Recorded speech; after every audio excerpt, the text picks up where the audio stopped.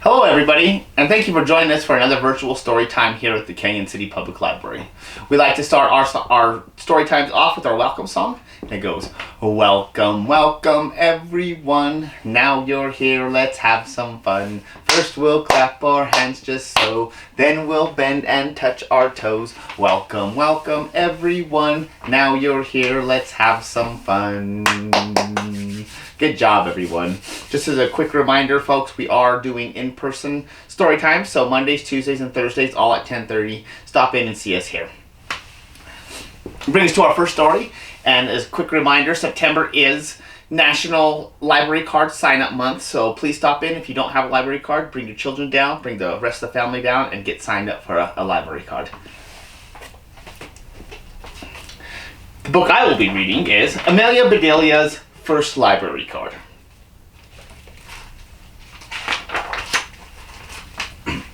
Amelia Bedelia's First Library Card by Herman Parrish. Pictures by Lynn Averill. Published by Green Willow Books. Amelia Bedelia loved books, and she loved to read. That's why she was so happy that the day her teacher, Miss Edwards, took the class to visit the town library. "Welcome to the library," said a lady in the lobby. "I am Miss Riley, the children's librarian. We have lots of great things to show you. But first, one rule. There is no food or drink allowed in the library. We don't want any icky, sticky books, do we?" "No!" shouted the class. Amelia Bedelia quickly finished her juice box. She wasn't really supposed to be drinking it anyway. She looked around for a place to put it.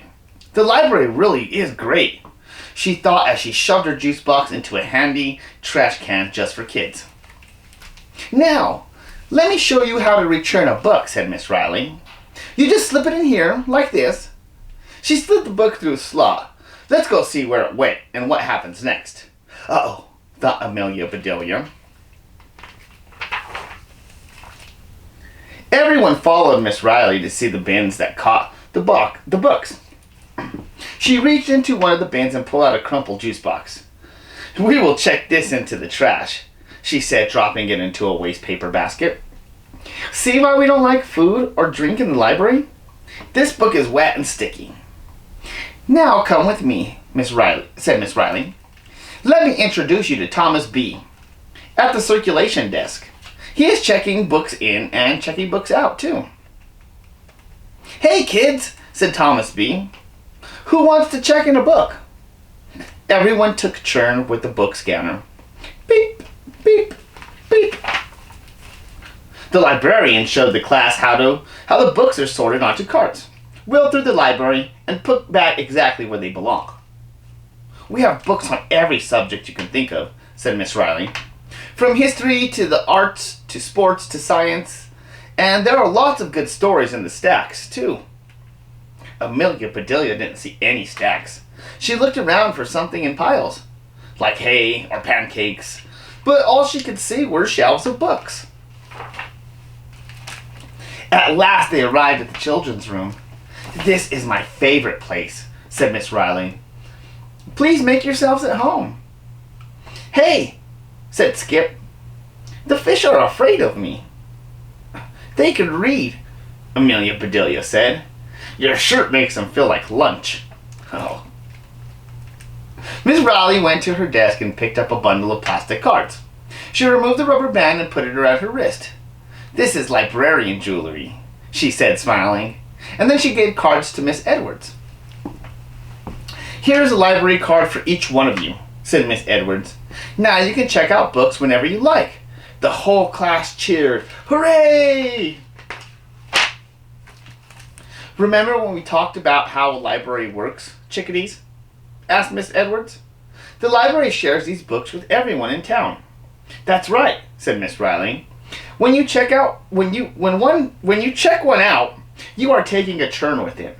At our library, your turn lasts for 3 weeks." Penny raised her hand.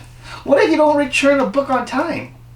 "Well, you can renew it and get extra time," said Miss Riley. "But if you keep it past the due date, you get a fine." That sounded okay to Amelia Bedelia. Getting a fine was not as good as getting an excellent, but it was not as bad as getting a terrible. "We have a few minutes before we head back to class," said Miss Edwards. "Please choose one book and then use your new library card to check it out." "I'd like to check out this chapter book," said Dawn. "Terrific," said Miss Riley. "Let's try my finger test." She dropped Dawn's book to the first She opened Dawn's book to the first chapter. As she moved her fingers across the page, Dawn read each word out loud. "Wonderful," said Miss Riley. "This is a perfect book for you. Now, does anybody need help?" Miss Riley showed them where to find the chapter books and picture books. She showed them where to find books about famous people, and books about animals, and books by their favorite authors. Miss Riley even showed them a special shelf for audiobooks. "These are for kids who like to read with their ears," she said. Amelia Bedelia decided that she wanted to learn to read with her eyes first. With so many books, it was hard for Amelia Bedelia to choose just one. She held her fingers up, shut her eyes, and twirled around and around. Ah! The winner of her finger test was on the top shelf. "Those are for older kids," said Miss Riley. "They're over your head." "I know," said Amelia Bedelia. "That's why I need help." "Come with me," said Miss Riley. "I bet you'll like these books better. They're exactly your level." Miss Riley was right. Amelia Bedelia could reach them all. She chose a book about cupcakes and got into line behind Teddy. "Hey, Amelia Bedelia," said Teddy. "Which one should I get?" "Yah!" yelled Amelia Bedelia. Miss Riley raised both eyebrows. "Sorry," said Amelia Bedelia. "I thought Tyrannosaurus Rex was going to bite my nose off." "I can't wait to read this to my little brother," said Teddy. He handed his other book to Amelia Bedelia. "Here," he said, "check this one out." Amelia Bedelia opened the book slowly and carefully. No teeth, no scales, no dinosaurs. This one was about clouds and weather. "Next," said Thomas B. "I'm checking this out," said Amelia Bedelia. "Looks interesting," said Thomas B. "May I see it?" "Along with your library card." Amelia Bedelia handed him both. "Beep. Here you go," said Thomas B. "It's due back in 3 weeks." "Oh no!" Amelia Bedelia was about to shout. "Wait, that's a mistake. I didn't want the book about clouds. I want this book about cupcakes." But just then, Miss Edwards called, "Time to go back to school." Amelia Bedelia was furious. On her way out, she glared at the book return slot. She felt like shoving the silly weather book in there right this minute. But then she wouldn't have a book to take home. This was supposed to be a great visit, but it had started out badly and ended worse. Amelia Bedelia was still upset when she got home. She headed straight for her swing set and swung as high as she could, trying to kick every cloud out of the sky. Then she lay down in the grass and looked up. As the clouds grew bigger and bigger, Amelia Bedelia imagined she could see all sorts of wonderful and happy things in them. She took her library book out of her backpack. She had just found the page that describes the big stormy cloud above her when her mother yelled, "Amelia Bedelia, Aunt Mary is here." "Yippee!" yelled Amelia Bedelia. Aunt Mary brought Amelia Bedelia a fancy purse. The perfect place to carry her new library card. "Thank you," said Amelia Bedelia. "This turned into a great day after all." "You sound like you're on cloud 9, said Aunt Mary. Amelia Bedelia couldn't wait to look up cloud 9 in her book. Boom! Boom went the clap of thunder. It began to pour. Her book! "Oh no," said Amelia Bedelia. She ran out to the rescue. "I'll be right back." "We can't go outside, young lady," said her mother. "It's too dangerous." Another enormous boom rattled the windows. The lightning and thunder and rain didn't let up. It stormed all afternoon, and all through the night, Amelia Bedelia couldn't fall asleep for a long time. When she finally did, she dreamed about storm clouds filled with horrible, scary things. The next morning was sunny, but Amelia Bedelia's library book was completely soaked. The pages looked all wrinkled like her fingers did when she stayed in the bathtub too long. Amelia Bedelia was too upset to eat her breakfast. "Is something wrong?" her dad asked. "You look under the weather." "I'm okay," she said, "but my library book was under the weather all night." Yep, she said her dad. "It's practically pulp." Amelia Bedelia let out a sob. She thought only orange juice had pulp. "Oh, sweetie, accidents happen," said her mom. "I'll take you to the library after school and we can explain everything." That afternoon, Amelia Bedelia and her mom went to the library. My, said Miss Riley. "You really did read up a storm." Amelia Bedelia's mother smiled and offered to replace the book. "Thank you," said Miss Riley.